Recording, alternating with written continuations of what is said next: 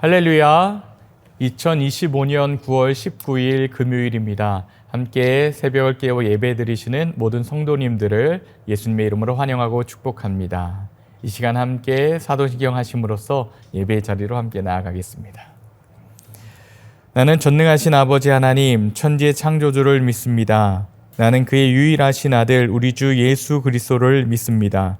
그는 성령으로 잉태되어 동정녀 마리아에게서 나시고 본디오 빌라도에게 고난을 받아 십자가에 못 박혀 죽으시고 장사된 지 사흘 만에 죽은 자 가운데서 다시 살아나셨으며 하늘에 오르시어 전능하신 아버지 하나님 우편에 앉아 계시다가 거기로부터 살아있는 자와 죽은 자를 심판하러 오십니다.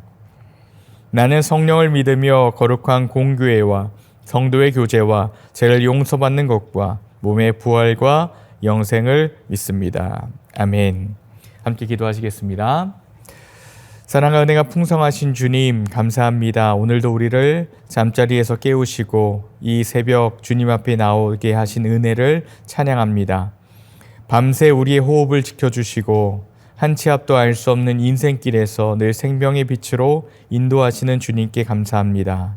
주님, 우리의 삶이 종종 무겁고 복잡하여 세상의 소리와 정죄의 목소리에 눌릴 때가 많습니다. 그러나 오늘 주신 말씀처럼 그리스도 예수 안에 있는 자에게 결코 정죄함이 없다고 하신 그 말씀을 붙잡습니다. 우리의 죄를 사하시고 부활의 영을 우리 안에 거하시게 하신 그 은혜의 새벽의 고요 속에 깊이 묵상하기 원합니다. 특별히 이 시간, 이 새벽 육신이 연약한 성도들을 위해 기도합니다. 여러 가지 질병과 아픔과 수술과 또 낙심 중에 있는 우리 성도들에게 주님 찾아오셔서 위로가 되어주시고 회복이 있게 하옵소서. 우리를 살리신 주님의 생명이 오늘도 우리 안에서 역사하심을 기쁨과 감사로 고백하며 예수님의 이름으로 기도드립니다. 아멘. 오늘 우리에게 주신 하나님의 말씀은 신약성경 로마서 8장 1절에서 11절까지 말씀입니다. 제가 하나님 말씀을 봉독하겠습니다. 그러므로 이제 그리스도 예수 안에 있는 자에게는 결코 정죄함이 없나니 이는 그리스도 예수 안에 있는 생명의 성령의 법이 죄와 사망의 법에서 너를 해방하였음이라.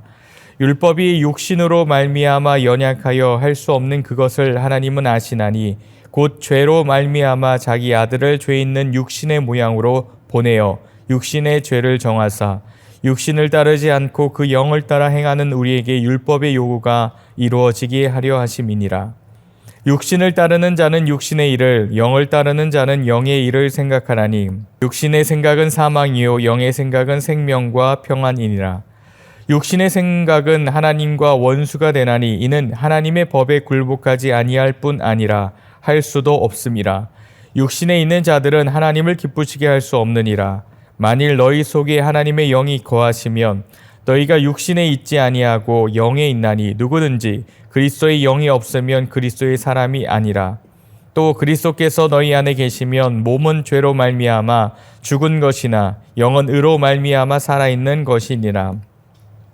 예수를 죽은 자 가운데서 살리신 이의 영이 너희 안에 거하시면 그리스도 예수를 죽은 자 가운데서 살리신 이가 너희 안에 거하시는 그의 영으로 말미암아 너희 죽을 몸도 살리시리라. 아멘. 이것은 하나님 말씀입니다. 오늘 하루도 살아서 역사하시는 성령님께서 우리의 삶에 깊이 간섭하시기를 간절히 원합니다. 선하신 길로 또 우리를 푸른 초장으로 인도해 나가시는 오늘 하루 되기를 간절히 바랍니다. 오늘 말씀의 제목은요, 생명과 성령의 법 안에서 자유한 자라는 제목으로 또 말씀을 함께 나누고자 합니다. 오늘 새벽에 로마서 8장의 말씀을 우리가 함께 살펴보면서 또 주님이 우리를 초대하시는 그 자리로 함께 나아가기를 원하는데요. 우리가 살고 있는 이 세상이 정말 너무 빠르게 변하고 있는 것을 우리는 경험하고 있습니다. 기술은 하루가 다르게 발전하고 또 가치관은 흔들리고 사람들은 불안과 두려움 속에서 방향을 찾지 못하는 그런 모습들을 발견하게 됩니다. 지난주 저는 트럼프 대통령의 측근인 이 찰리 커크라는 사람이 있는데 9월 10일 이 유타 밸리 대학교에서 열렸던 그 행사에서 총격을 받아 사망하는 사건을 보면서 많은 충격을 받았습니다. 이러한 정치적인 폭력과 잔인한 이 암살이 있을 수 있을까? 그런데 우리가 살아가고 있는 이 시대를 보면서 이러한 사건들을 경험하면서 또 접하면서 참 불안하고 두려움 속에서 우리가 갈 길을 찾지 못하는 것을 간접적으로 경험하게 되는 사건이었던 것 같습니다. 그런데 1세기에 이 로마 제국의 분위기도 그랬다는 거예요. 경제적인 번영과 화려한 문화가 있었지만 그 속에는요, 깊은 공허와 도덕적 타락과 정치적인 억압이 있었습니다. 그리스도인들은요, 이 로마의 권력 아래서 예수는 그리스도, 예수는 주님이시다라는 이러한 고백하는 것만으로는요, 목숨을 내어 놓아야 하는 그런 지경에까지 이르게 되었습니다. 바울이 이 로마 교회에 보낸 편지는 바로 그 격동의 시대 한가운데서 복음이 진짜 생명의 소망이다라는 사실을 붙들고자 하기 위함이었습니다. 그렇다면 오늘 본문을 보면서 우리가 어떻게 그것을 말씀하고 있는지, 우리가 무엇을 붙잡아야 하는지에 대해서 우리가 함께 좀 살펴보면 좋겠습니다. 오늘 8장 1절의 말씀인데요. 우리 함께 읽겠습니다. 그러므로 이제 그리스도 예수 안에 있는 자에게는 결코 정죄함이 없나니. 이 구절은요, 이 로마서의 상징과도 같은 구절입니다. 정죄함이 없다. 이 말이 당시 이 로마의 청중들에게 얼마나 충격적이었을지 한번 상상해 보면 좋겠어요. 이 로마 사회는요, 이 법과 권위로 통치되었습니다. 죄를 범하면 반드시 형벌이 뒤따랐어요. 그런데 바울은요, 예수 안에 있는 자들에게 결코 정죄함이 없다라고 선언합니다. 성도 여러분, 우리 시대도 비슷하지 않습니까? 제가 한번 생각을 해봤는데요. 특히 연예인들이나 또 유명인들 가운데 SNS를 사용을 많이 합니다. 그런데 한 줄의 실수, 말 한마디의 실수, 이러한 것들로 인해서 가혹한 사회적인 평가와 경제적인 실패와 가정의 문제들이 발생을 합니다. 그러면 어떻겠어요? 나는 이제 끝났구나. 이제 난 더 이상 이제 살아갈 수가 없어. 이러한 정죄의 목소리를 듣게 될 겁니다. 그런데 복음은요, 이렇게 외칩니다. 너는 끝난 존재가 아니야. 예수 안에서 새롭게 시작된 존재야 라고 우리에게 말씀해주고 있다는 겁니다. 두 번째는요, 바로 생명의 성령의 법과 죄와 사망의 법에 대해서 말씀하고 있는데, 오늘 8장 2절에서 4절의 말씀입니다. 우리 한번 같이 다시 한번 읽겠습니다. 이는 그리스도 예수 안에 있는 생명의 성령의 법이 죄와 사망의 법에서 너를 해방하였습니다.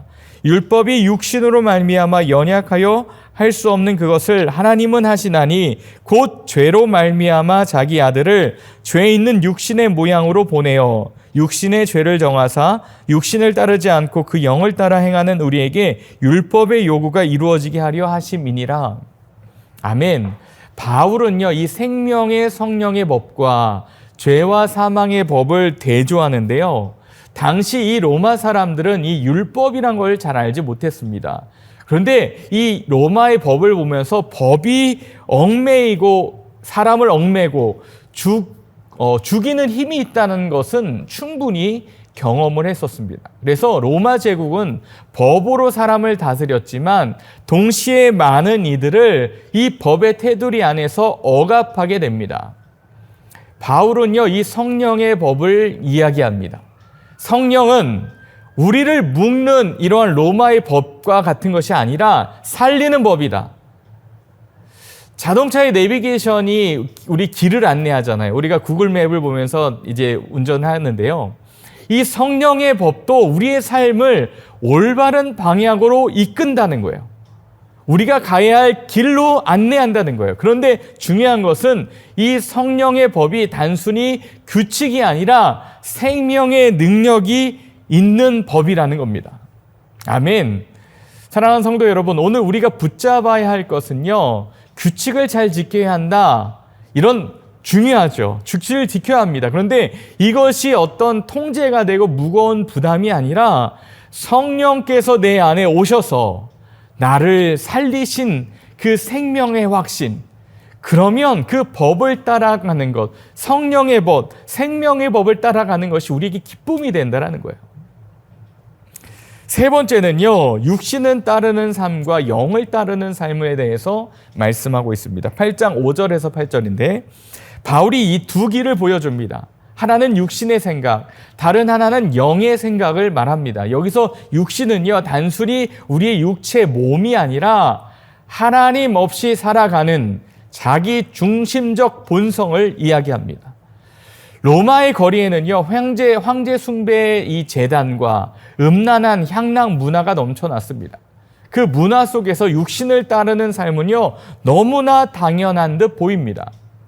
그러나 바울은 단호하게 말합니다. 육신의 생각은 사망이요, 영의 생각은 생명과 평안이라.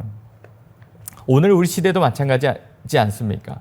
소비와 성공, 자기 이미지 관리에 집중하는 이러한 문화 속에서 영의 생각을 붙든다는 것이 결코 쉬운 일이 아닙니다. 하지만 성령은 우리 안에 조용히 말씀하십니다. 너는 세상의 흐름보다 더 큰 생명의 부르심을 받았다. 그러니 영의 삶을 따르는 삶이 되길 바란다라고 말씀하고 있는 거예요.